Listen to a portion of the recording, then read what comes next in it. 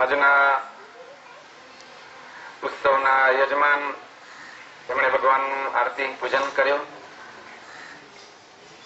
આજના ઉત્સવમાં વિશેષ કરીને લગભગ એકાદ વર્ષથી હરિભક્તો જ્યાં બેઠા હોય ત્યાં, નજીક હોય કે દૂર હોય, પણ શ્રદ્ધાને કોઈ અંતર ડિસ્ટન્સ હોતું નથી.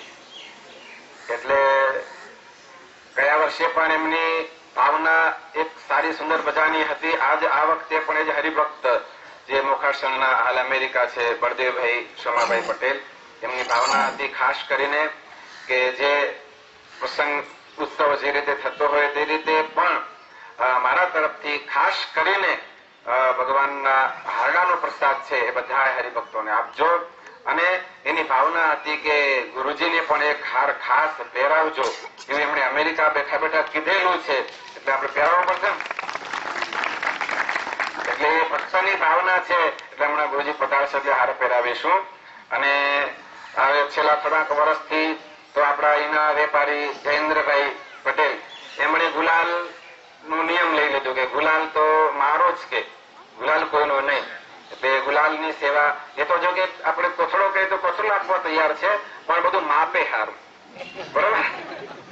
એટલે આપણે માપમાં એટલે કહીએ છીએ તમે આટલો ગુલાલ લાવજો, અથવા તો કોથળો હોય તો કોથળો, એ તો કોથળો મૂકી દે, પણ એ આપણે કહીએ છીએ એટલો ગુલાલ, પણ એ સેવામાં કાયમ માટે સમર્પે છે. આ તો પછી શું, તમે મારી વાત સાંભળો નહીં એટલે હું અત્યારે કહી દઉં. તો એ ખાસ ભક્તોને ખૂબ ખૂબ ધન્યવાદ છે જેને આજના પ્રસંગે, આજના ઉત્સવમાં જે નિમિત્ત બન્યા છે અને સેવા અને સમર્પણ કર્યું છે. હવે થોડી જાહેરાત કે સૂચનાઓ કહો કે વિનંતી કહો, જે કહો તે તમને યાદ જ છે આમ તો.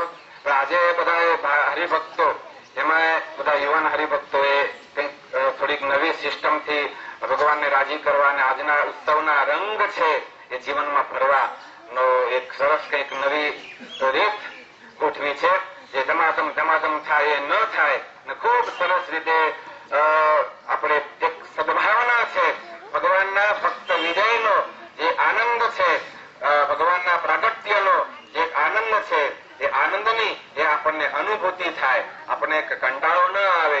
ઉત્સવ એવો હોવો જોઈએ કે ઉત્સવથી ભાગવાનું ન હોય, ઉત્સવથી ભાગવાનું ન હોય, ઉત્સવમાં તો ભગવાન પાસે માગવાનું હોય, કે ભગવાન પાસે આપણે નજીક આવવાની ઈચ્છા થાય, એ રીતનો ઉત્સવ હોવો જોઈએ.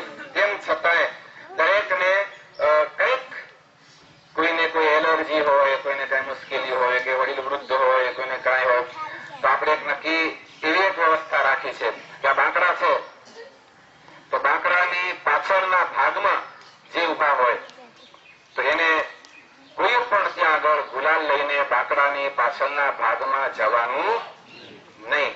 બધા સાંભળ્યું છે ને બરાબર? હા,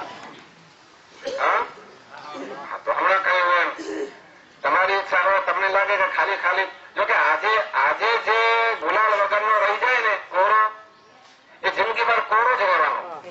તમે સમજો, એની પાસે કોઈ આપણે આશા રાખવાની નહીં. મેં શું કીધું, મુશ્કેલી વાળા બરોબર છે, મુશ્કેલી વાળા તો કોરા રહેવાના નથી, એને તો પછાડી મળવાની જ છે. એમ કોરો કોઈ નહીં રહે, પણ રંગથી ભાગશે તો એના જીવનમાં પછી કયા સદગુણોનો રંગ ચડશે. એમ ભાગવાની વાત નથી, આનંદની વાત છે.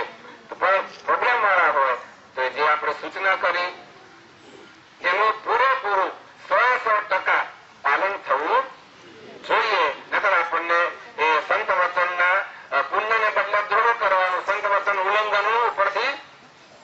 હા, હું નથી કહેતો, ગુરુજીની આજ્ઞા છે, હું તો ખાલી જાહેરાત કરું છું. એક એ પછી ધોતિયા વાળાને કોઈ આપવાનું નહીં. સમજી ગયા કે ને? ધોળો કે લાલ ધોતી પહેરી હોય એને કોઈ અડવાનું નહીં.